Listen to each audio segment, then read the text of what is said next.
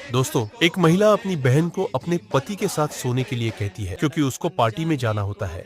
लेकिन उसकी बहन इसके लिए मना कर वह कहती है, अगर जीजू उठ गए तो मुझे मार ही डालेंगे। पर वह महिला अपनी बहन को अपनी कसम देकर जबरदस्ती सुला देती है। फिर वह जब पार्टी करके आती है तो उसकी बहन को बार बार उठाने की कोशिश करती है, पर वो उठती ही नहीं तो वो जबरदस्ती उठाती है और उसे वहां से जाने के लिए कहती है, पर वो जाने को तैयार नहीं हो। फिर उसके बाद जो हुआ उसे देखने से पहले शंकर भगवान को मानते हो तो वीडियो को लाइक, चैनल को सब्सक्राइब।